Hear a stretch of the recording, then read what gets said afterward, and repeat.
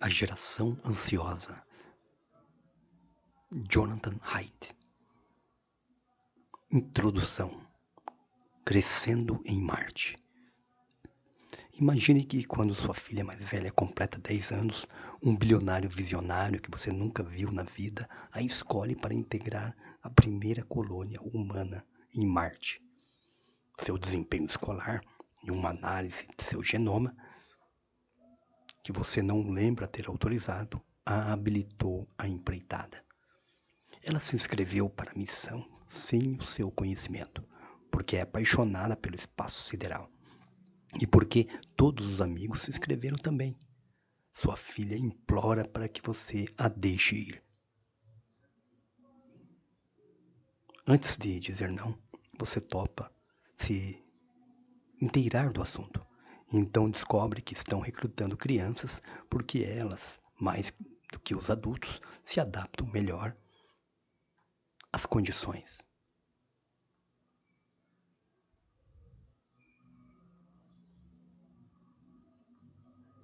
As condições extraordinárias de Marte, sobretudo a gravidade mais baixa.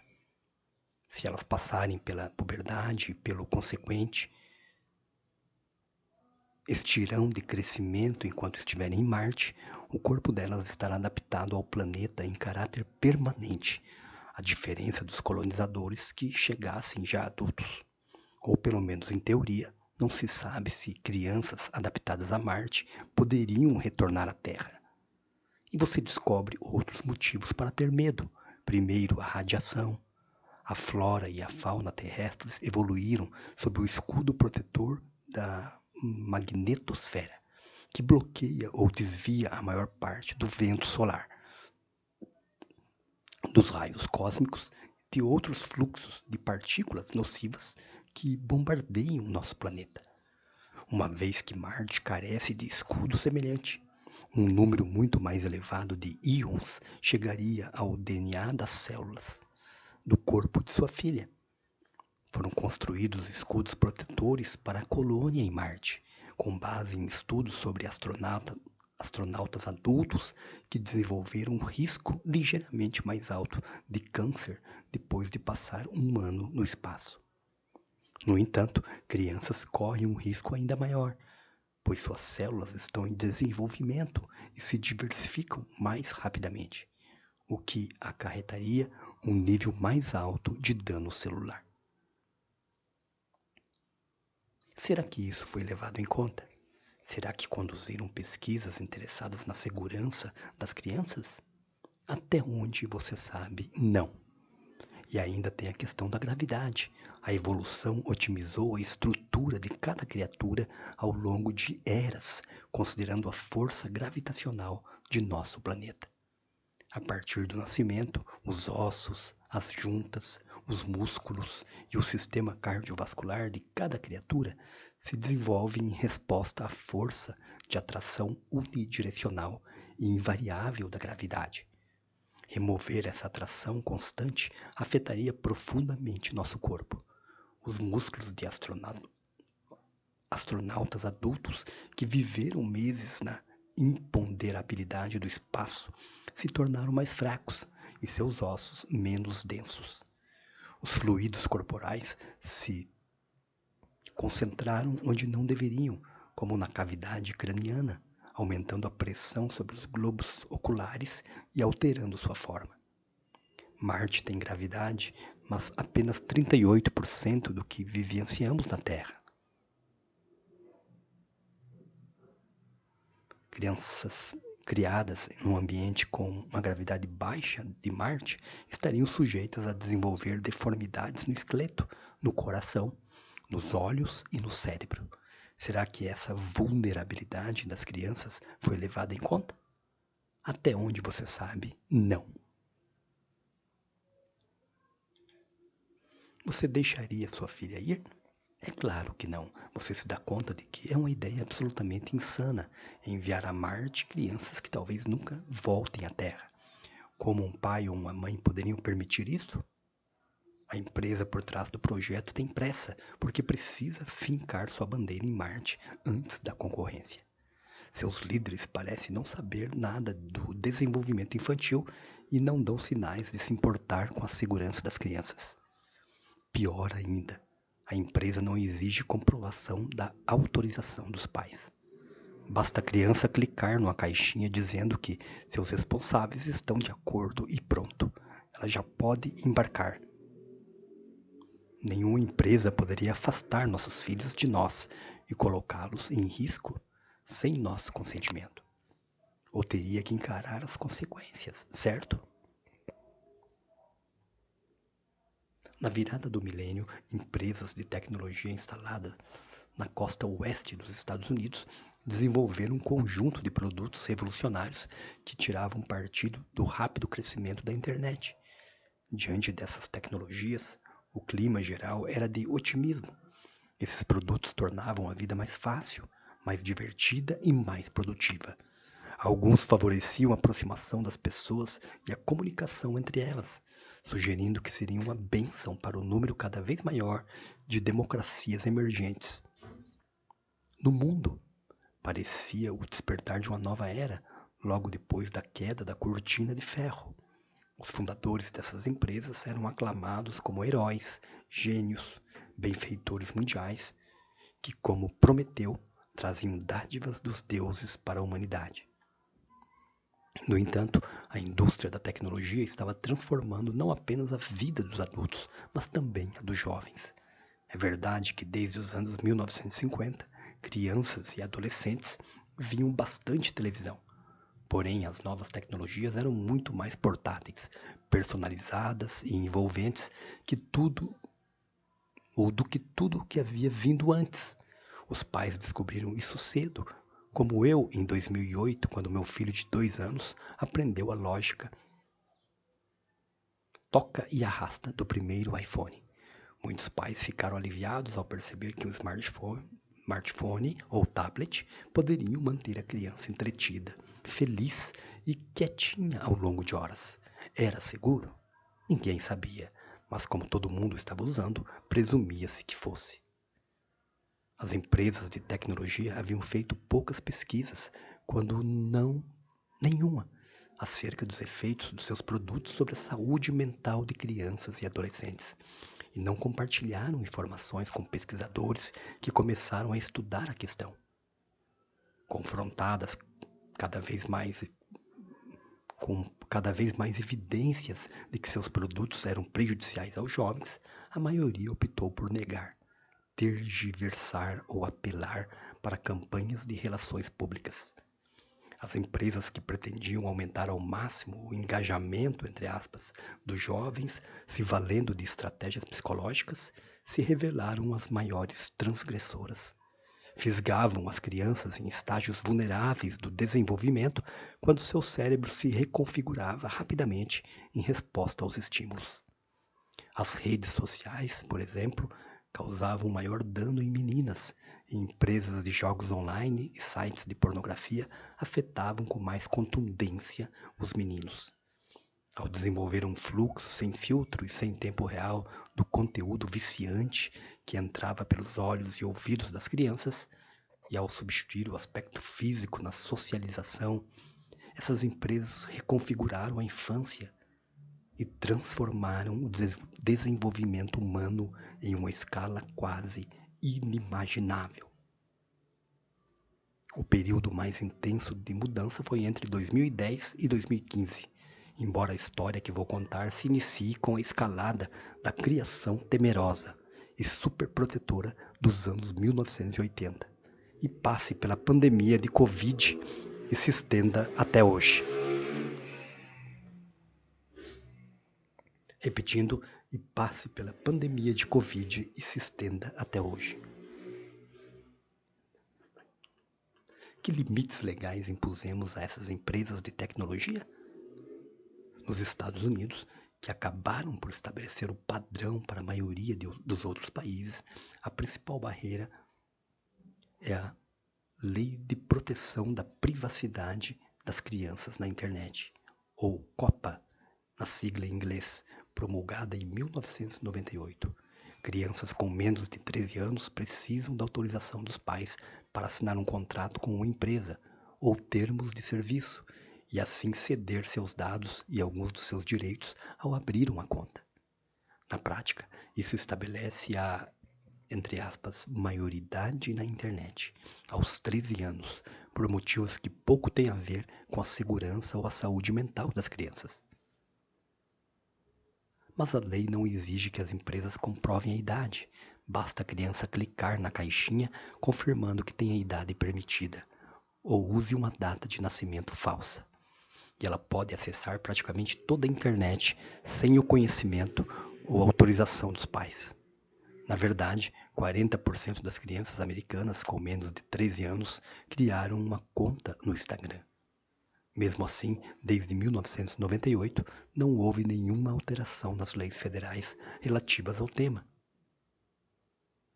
Abre parênteses, o Reino Unido e alguns estados americanos começaram a se mexer. Fecha parênteses. Algumas dessas empresas se comportam como a indústria do tabaco e do vape, que desenvolvem seus produtos para ser altamente viciantes e depois contornam as leis que limitam a propaganda para menores de idade. Também podemos compará-las às petrolíferas que se opuseram à proibição da gasolina com chumbo.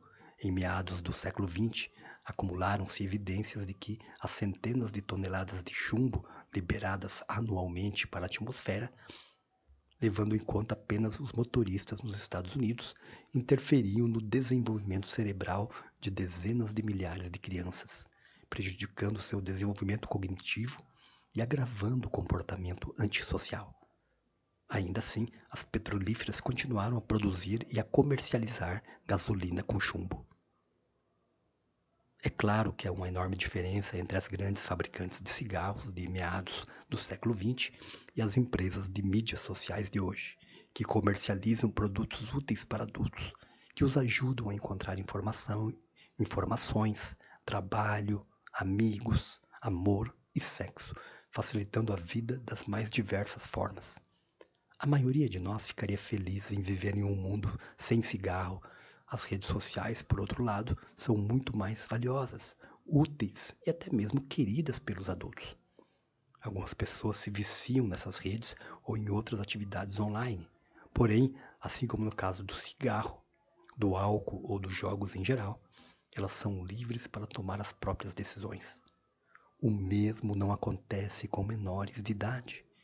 Embora as partes do cérebro que buscam recompensa se consolidem depressa, o córtex pré-frontal, indispensável para o autocontrole e a recompensa diferida e a resistência à tentação, não opera em sua capacidade total até os 20 e poucos anos. E pré-adolescentes estão em um ponto ainda mais vulnerável do desenvolvimento. Com a entrada na puberdade, eles costumam se sentir socialmente inseguros, suscetíveis à pressão dos pares e atraídos com facilidade por qualquer atividade que pareça oferecer validação social. Não permitimos que pré-adolescentes comprem cigarro, álcool ou frequentem cassinos. Os custos de utilizar redes sociais são particularmente altos na adolescência, em comparação com a vida adulta, e os benefícios são mínimos. Vamos deixar que as crianças cresçam na Terra antes de mandá-las para Marte. Este livro conta a história da geração nascida depois de 1995, popularmente conhecida como Geração Z, que se segue aos Millennials, nascidos entre 1981 e 1995. Alguns afirmam que crianças nascidas depois de 2010 já fazem parte da geração alfa, porém não acredito que possamos estabelecer o fim da geração Z, a geração ansiosa. A geração ansiosa. Antes de mudarmos as condições que vêm tornando jovens ansiosos dessa maneira.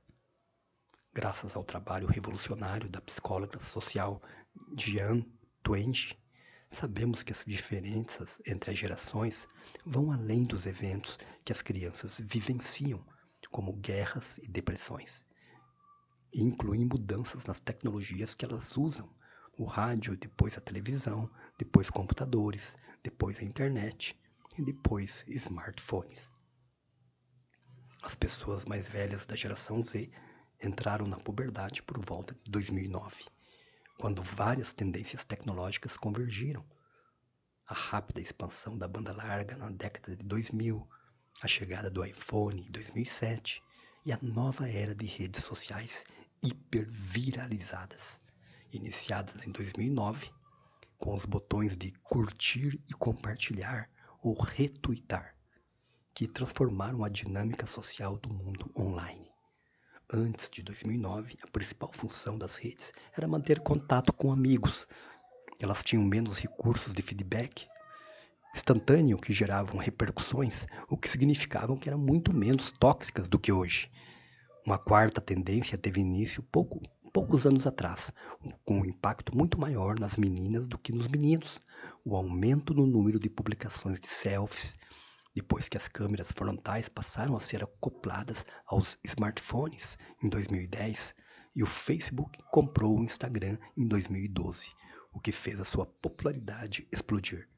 Ampliou-se o número de adolescentes postando para seus pares e desconhecidos imagens e vídeos cuidadosamente elaborados e selecionados de sua vida, não apenas para serem vistos, mas julgados.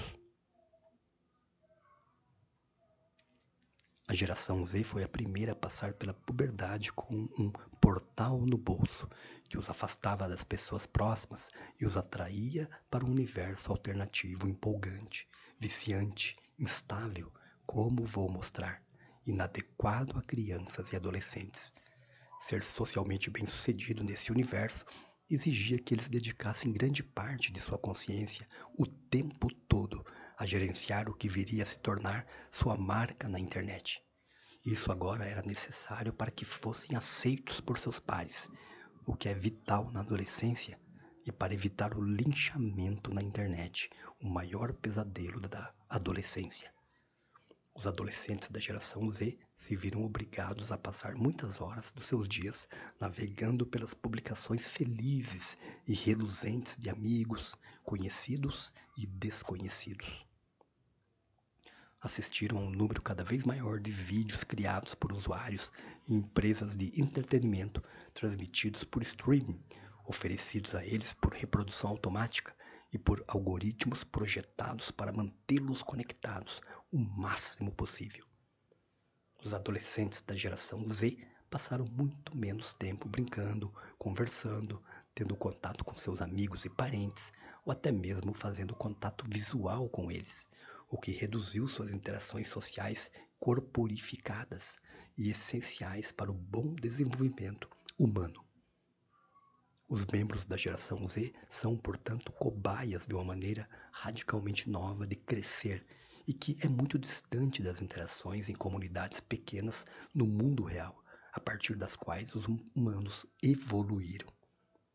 Podemos chamar esse fenômeno de grande reconfiguração da infância. É como se eles fossem a primeira geração a crescer em Marte. A grande reconfiguração nos envolve ou não envolve apenas mudanças na tecnologia que moldaram os dias e a mente das crianças. Há uma segunda história, que é a da guinada bem intencionada, porém desastrosa, em direção à superproteção das crianças e à restrição de sua autonomia no mundo real. Crianças precisam brincar livres para se desenvolver. Isso é evidente em todas as espécies mamíferas. Os pequenos desafios e reveses que surgem nesse universo restrito do brincar são uma vacina que prepara as crianças para encarar desafios maiores depois.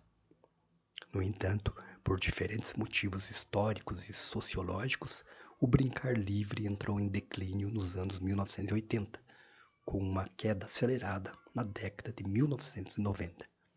Adultos nos Estados Unidos, no Reino Unido e no Canadá começaram a temer cada vez mais que, se deixassem os filhos andar na rua sem supervisão, eles seriam alvo de sequestradores e predadores sexuais. O caso do brincar não supervisionado ao ar livre coincidiu com a ascensão do computador pessoal como um meio mais convidativo para passar o tempo livre. Proponho o fim dos anos 1980 como o começo da transição de uma infância baseada no brincar para uma infância baseada no celular. Uma transição que só terminou em meados da década de 2010, quando adolescentes passaram a ter o próprio smartphone.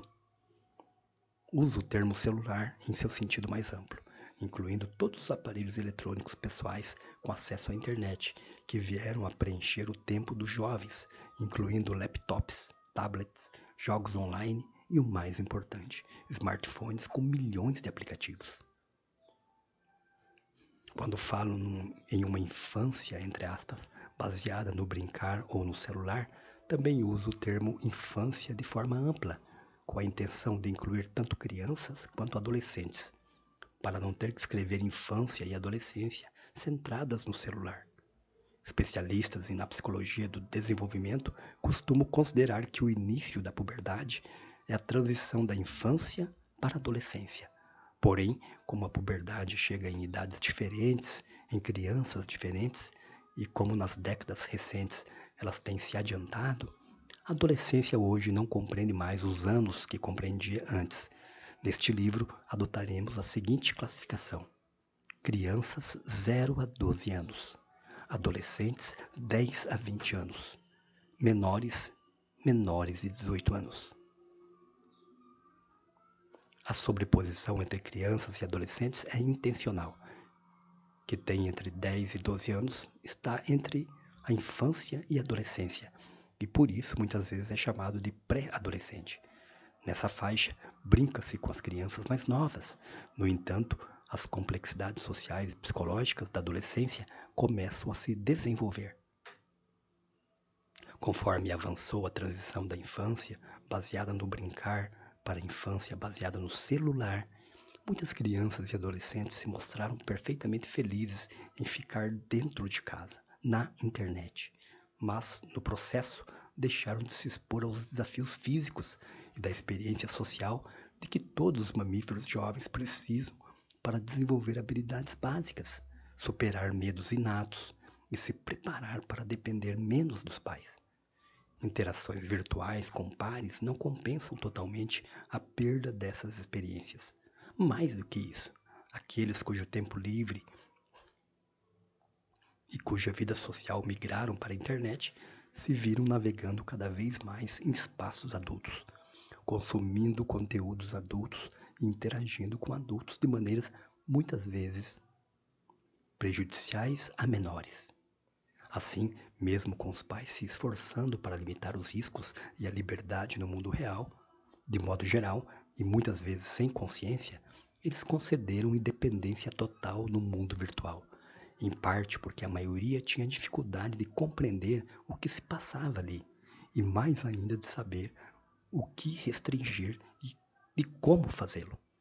A afirmação central dessas páginas é que essas duas tendências, superproteção no mundo real e superproteção no mundo virtual, são as principais responsáveis por tornar as crianças nascidas depois de 1995 a geração ansiosa.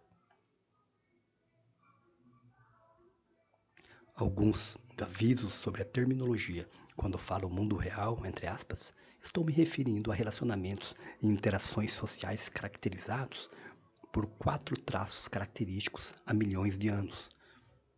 Número 1, são corporificados, ou seja, usamos nosso corpo para nos comunicar. Temos consciência do corpo dos outros e respondemos ao corpo dos outros de modo tanto consciente quanto inconsciente. Número 2, são síncronos, ou seja, acontece ao mesmo tempo, com sutilezas relacionadas a timing e revezamento. Número 3, envolve primariamente comunicação um para um ou um para alguns, com apenas uma interação acontecendo em determinado momento. Número 4, ocorrem dentro de comunidades com custo de entrada e saída, de modo que as pessoas se sentem fortemente motivadas a investir em relacionamentos e a se reconciliarem umas com as outras em caso de rachas.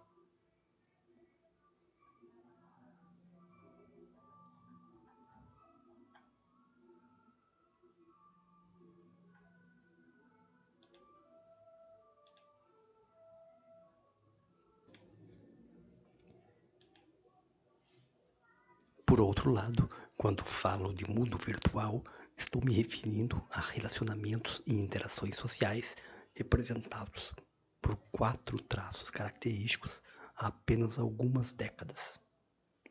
Primeiro, são descorporificados, ou seja, nenhum corpo é necessário, basta a linguagem. A outra parte pode ser e já é uma inteligência artificial, IA. Segundo, são altamente assíncronos, ou seja, acontecem através de publicações baseadas em textos e comentários. Já uma ligação por vídeo é síncrona. Terceiro, envolve um número substancial de comunicações para muitos, transmitindo para um público potencialmente vasto. Múltiplas interações podem ocorrer em paralelo. E quarto, ocorrem dentro de comunidades sem custo de entrada e saída, de modo que as pessoas podem simplesmente bloquear outras ou sair quando não estão satisfeitas. Em geral, as comunidades têm vida curta e os relacionamentos muitas vezes são descartáveis. Na prática, os limites se confundem. Minha família é bastante mundo real, embora usemos ligações por vídeo, mensagens de texto e e-mails para manter o contato. De modo análogo, a interação entre 2 cientistas do século XVIII, que se comunicavam apenas por cartas, seria mais parecida com um relacionamento virtual. O fator-chave é o comprometimento exigido para fazer o relacionamento funcionar. Quando as pessoas são criadas em comunidades, das quais não pode escapar com facilidade, fazem aquilo que nossos ancestrais fizeram ao longo de milhões de anos. Aprendem a gerenciar relacionamentos e a gerenciar a si mesmas e suas emoções, com o intuito de preservar esses relacionamentos tão preciosos. Com certeza,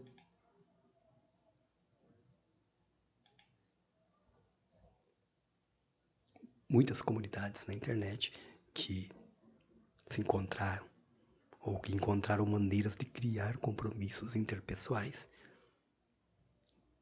e uma sensação de pertencimento fortes.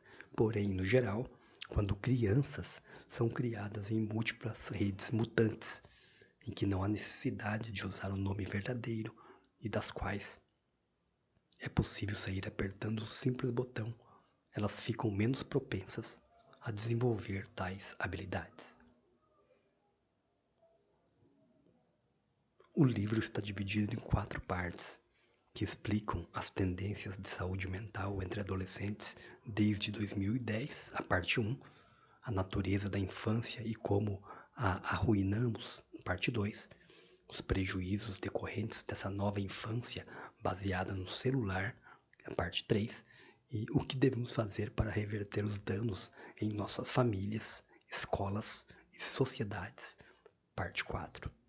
É possível mudar se agirmos juntos. A parte 1 consiste em um único capítulo, que expõe os fatos relacionados ao declínio da saúde mental e do bem-estar dos adolescentes no século XXI, mostrando o impacto devastador da mudança acelerada para a infância baseada no celular. O declínio da saúde mental é indicado por um aumento acentuado nos índices de ansiedade, depressão e automutilação desde o começo da década de 2010, com maior impacto nas meninas. Nos meninos foi um pouco diferente, a piora em geral foi menor, a não ser nos números de suicídios, e às vezes começa um pouco mais cedo. A parte 2 oferece o contexto. As origens da crise da saúde mental da década de 2010 remontam à ascensão do medo e da superproteção nos anos 1990. Mostram como os smartphones e a superproteção agiram como, entre aspas, inibidores de experiência, que dificultaram que as crianças e adolescentes tivessem o tipo de experiência social corporificada de que mais precisavam, de brincadeiras mais arriscadas e ao aprendizado cultural, ritos de passagem e afeições românticas. Na parte 3, apresento pesquisas que mostram que uma infância baseada no celular prejudica o desenvolvimento infantil de muitas formas. Descrevo 4 prejuízos fundamentais: privação do sono, privação social, fragmentação da atenção e vício. Então me concentro nas meninas para mostrar que o uso das redes sociais não apenas está correlacionado a transtornos mentais, mas é sua causa e exponho evidências empíricas das inúmeras maneiras como isso acontece. Explico como a saúde mental dos meninos se deteriora seguindo uma lógica um pouco diferente. Mostro como a grande reconfiguração contribuiu para uma incidência maior do que se convenciona chamar em inglês de failure to launch, também conhecida como síndrome de Peter Pan, a dificuldade de fazer a transição da adolescência para a vida adulta e as responsabilidades associadas a ela. Encerro a parte 3 com reflexões sobre como a vida baseada no celular transforma a todos nós, crianças, adolescentes e adultos, enfraquecendo-nos num plano que só consigo descrever como espiritual. Também discuto 6 práticas espirituais antigas que podem nos ajudar a viver melhor nos dias de hoje. Na parte 4, exponho o que podemos e devemos fazer no momento. Sugiro, com base em pesquisas, o que empresas de tecnologia, governos, escolas e pais podem fazer para escapar dos vários problemas de ação coletiva, armadilhas que cientistas sociais vêm estudando há muito e que envolvem custos elevados para indivíduos que atuam de maneira isolada, com escolha de ações mais benéficas para todos no longo prazo quando uma ação conjunta é coordenada. Como professor de cursos de graduação e pós-graduação na Universidade de Nova York, e como alguém que faz palestras em escolas de ensino médio e outras instituições de ensino superior, descobri que a geração Z tem diversos pontos fortes que poderão ajudá-la a promover uma mudança positiva. O primeiro é que esses jovens não recorrem à negação. Eles querem se tornar mais capazes e mais saudáveis. E a maioria está aberta a novas maneiras de interagir. O segundo é que eles querem promover mudanças sistêmicas para criar um mundo mais justo e solidário e pretendem se organizar para fazê-lo por meio das redes sociais. No último ano, cada vez mais jovens vêm atentando às maneiras como a indústria da tecnologia os explora. Conforme se organizarem e inovarem, eles encontrarão soluções que ultrapassam as propostas aqui sugeridas e as colocarão em prática. Sou especializado em psicologia social e não em psicologia clínica ou nas redes sociais. No entanto, o colapso da saúde mental dos adolescentes é um tema urgente e complexo que não temos como compreender da perspectiva de uma única disciplina. Moral, emoção e cultura são meus focos de estudo. Ao longo da minha trajetória, entrei em contato com ferramentas e pontos de vista que podem contribuir para o estudo do desenvolvimento infantil e da saúde mental dos adolescentes. Atuo no campo da psicologia positiva desde os seus primórdios, no fim dos anos 1990, quando investiguei a fundo as causas da felicidade. Meu primeiro livro, A Hipótese da Felicidade, examina 10 grandes verdades que antigas culturas ocidentais e orientais descobriram a respeito de como levar uma vida próspera. Quando era professor de psicologia na Universidade da Virgínia até 2011, eu ministrava um curso chamado de Flourishing. Repetindo, Flourishing, e hoje dou algumas versões dele na Escola de Administração da Universidade de Nova York, Stern School of Business, para alunos de graduação ou do MBA. Observei os índices crescentes de ansiedade e vício relacionados a aparelhos eletrônicos conforme meus alunos de millennials com celulares simples passaram a membros da geração Z com smartphones. Aprendi muito com a franqueza deles ao abordar seus desafios de saúde mental e seu relacionamento com a tecnologia. Meu segundo livro, A Mente Moralista, apresenta minha pesquisa sobre os fundamentos psicológicos da moralidade evoluída. Investigo os motivos pelos quais pessoas boas são segregadas por política e religião, dando especial atenção às suas necessidades de se vincularem a comunidades morais que lhe ofereçam a sensação de um propósito e um sentido comuns. Esse trabalho me preparou para ver como as redes sociais online, que podem ajudar adultos a atingir seus objetivos, talvez não sejam substitutos eficazes para as comunidades do mundo real, em que as crianças foram originadas, moldadas e criadas por centenas de milhares de anos.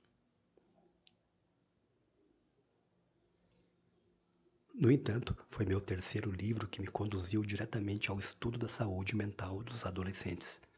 Meu amigo Greg Lukianoff esteve entre os primeiros a perceber que alguma coisa havia mudado muito de repente no campo ou nos campi universitários, com os alunos começando a apresentar um mesmíssimo padrão de pensamento distorcido que ele havia aprendido a identificar e evitar quando estudou terapia cognitivo-comportamental, a TCC, após uma crise de depressão grave em 2007. Greg é advogado e presidente da Fundação para os Direitos Individuais e a Expressão, FIRE na sigla em inglês, que há muito ajuda os alunos a se defenderem da censura da administração dos campi. Em 2014, ele estranhou que os alunos começaram a solicitar às instituições que os defendessem de livros e palestrantes que os fizessem se sentir, entre aspas, inseguros. Greg supôs que, de alguma maneira, as universidades estivessem ensinando os alunos a apresentar distorções cognitivas, como catastrofização, pensamento dicotômico e raciocínio emocional, e que isso poderia estar causando depressão e ansiedade. Em agosto de 2015, apresentamos essa ideia em um ensaio na Atlantic, intitulado A Superproteção da Mente Americana. Acertamos apenas em parte. Alguns cursos universitários e novas tendências acadêmicas estavam de fato ensinando distorções cognitivas sem perceberem. No entanto, em 2017, evidenciou-se que o aumento dos índices de depressão e ansiedade ocorreu em muitos países, entre adolescentes de nível de escolaridade, classe social e raça diferentes. Na média, pessoas nascidas após 1996 eram psicologicamente diferentes daquelas nascidas mesmo que poucos anos antes. Decidimos transformar o artigo publicado pela Atlantic em um livro com o mesmo título. Nele, analisamos as causas da crise atual ou da crise de saúde mental, levando em conta o We Gen, livro de Jean Twenge, repetindo, Jean Twenge, publicado em 2017. Na época, no entanto, quase todos os indícios eram correlacionais. Logo depois que ganhavam um iPhone, os adolescentes começavam a se sentir mais deprimidos. Os usuários mais assíduos eram também os mais deprimidos, enquanto aqueles que dedicavam mais tempo a atividades ao vivo, participando de equipes esportivas ou comunidades religiosas, por exemplo, eram mais saudáveis. Entretanto, considerando que a correlação não é prova de causalidade, alertamos os pais a não tomarem medidas drásticas com base nas pesquisas existentes até então. Quando escrevo este livro em 2023, há muito mais pesquisas disponíveis, tanto experimentais quanto correlacionais, que comprovam os danos que as redes sociais provocam em adolescentes, em especial meninas na puberdade. Também descobri, durante a pesquisa, que as causas do problema são mais amplas do que eu acreditava de início. Não é apenas uma questão de smartphones e redes, tem a ver com a transformação histórica e sem precedentes da infância humana. Uma transformação que afeta meninos e meninas. Temos mais de um século de experiência em tornar o mundo real seguro para as crianças. Os automóveis se popularizaram no início do século XX e dezenas de milhares de crianças morreram até que os Estados Unidos instituíram a obrigatoriedade do cinto de segurança nos anos 1960 e do uso da cadeirinha nos anos 1980. Quando eu estava no ensino médio, no fim dos anos 1970, muitos colegas fumavam e cigarros podiam ser comprados facilmente em máquinas automáticas. Elas acabaram sendo proibidas e fumantes passaram a ter que comprar cigarros de atendentes que poderiam comprovar a sua idade. Ao longo de muitas décadas, encontramos maneiras de proteger as crianças, enquanto aos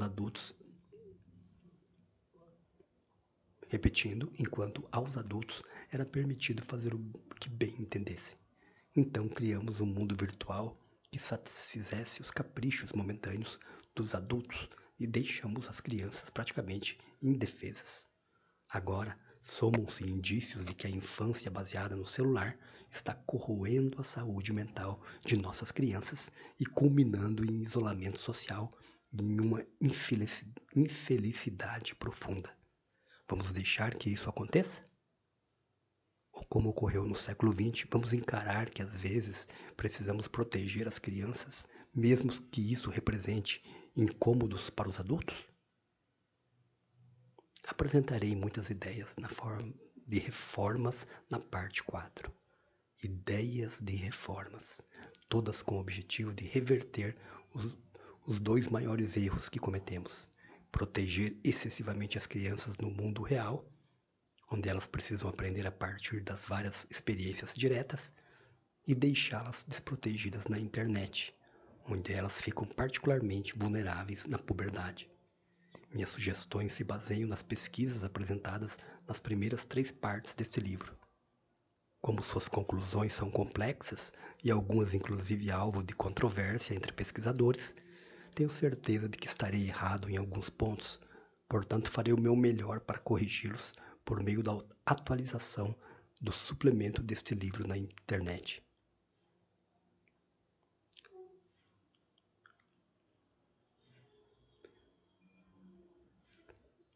Disponível em inglês em anxiousgeneration.com/supplement. Não obstante, há 4 reformas tão importantes em que tenho tamanha confiança que vou chamá-las de fundamentais. Elas forneceriam a base para uma infância mais saudável na era digital. A primeira, nada de smartphone antes do 9º ano. Os pais devem adiar o acesso à internet 24 horas por dia, dando aos filhos apenas celulares básicos, com aplicativos limitados e sem navegador da internet, antes do 9º ano escolar, por volta dos 14 anos. Número 2. Nada de redes sociais antes dos 16. As crianças devem passar pelo período mais vulnerável do desenvolvimento cerebral, sem ter acesso a um fluxo sem filtro de comparações sociais e influenciadores escolhidos por algoritmos. Número 3. Nada de celular na escola. Durante todo o período da aula, em todas as escolas, desde o ensino fundamental até o médio, os alunos devem deixar trancados celulares, smartwatches e quaisquer outros dispositivos pessoais que possam enviar ou receber mensagens. Só assim sua atenção estará disponível para se concentrar nos colegas e professores. Número 4. Muito mais brincar não supervisionado e independência na infância. É assim que as crianças desenvolvem naturalmente habilidades sociais, superam a ansiedade e se tornam jovens adultos autônomos. Não seria difícil implementar essas 4 reformas se muitos de nós a puséssemos em prática ao mesmo tempo. O custo é quase zero e elas funcionariam mesmo sem a ajuda dos legisladores. Se a maioria dos pais e das escolas numa comunidade se comprometesse, acredito que em 2 anos veríamos uma melhora substancial na saúde dos adolescentes, considerando que a inteligência artificial e a computação especial, ou corrigindo, e a computação espacial, como os óculos de realidade virtual Vision Pro da Apple, estão prestes a tornar o mundo virtual muito mais imersivo e viciante, e acho melhor começarmos hoje.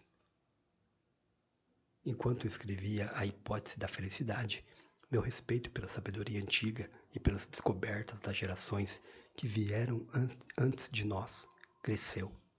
Como os grandes pensadores nos aconselhariam a lidar com a nossa vida centrada no celular, eles nos diriam para abandonar os dispositivos e recuperar o controle de nossa mente. Cito Epiteto, que no século I lamentava a tendência humana a deixar que suas emoções fossem controladas por outros. Abre aspas. Se seu corpo fosse entregue a outra pessoa, você sem dúvida faria objeção. Então por que não se envergonha de deixar sua mente vulnerável a quem quer que o critique, a ponto de provocar confusão e desconcerto imediatos? Fecha aspas. Qualquer pessoa que fique verificando se a mencionam nas redes sociais ou que já ficou obcecada pelo que foi publicado a seu respeito, compreenderá a preocupação de Epiteto. Mesmo quem é raramente citado ou criticado e fica só passando pelo feed infinito que retrata o que os outros estão fazendo, do que estão reclamando e o que está acontecendo, vai se identificar com o que Marco Aurélio aconselhou a si próprio no século II. Abre aspas, não desperdice o que lhe resta de tempo se preocupando com os outros, a menos que afete o bem comum. Isso o impedirá de fazer qualquer coisa de útil. Você se ocupará em excesso do que fulano está fazendo, e por quê, e o que está dizendo, e no que está pensando, e o que está tramando, e todas as outras coisas que o desconcertam e o impedem de se concentrar em sua própria mente. Fecha aspas. Adultos da geração X e gerações anteriores não apresentam um aumento nos índices de depressão clínica ou transtorno de ansiedade desde 2010. Porém, as novas tecnologias e suas incessantes interrupções e distrações deixam muitos de nós irritados, dispersos e exaustos. Como a IA, ou inteligência artificial generativa, permitindo a fabricação de fotos, vídeos e notícias super realistas. A vida na internet provavelmente vai se tornar muito mais confusa, mas não precisa ser assim. Podemos recuperar o controle de nossa mente. Este livro não é apenas para pais, professores e aqueles que cuidam de crianças ou se importam com elas. É para qualquer um que queira compreender como a reconfiguração da consciência e das relações humanas mais rápida da história tornou mais difícil para todos pensar, concentrar-se, esquecer-se de si mesmo o bastante para se importar com os outros e construir relacionamentos próximos. A geração ansiosa é sobre restabelecer uma vida humana para os seres humanos de todas as gerações.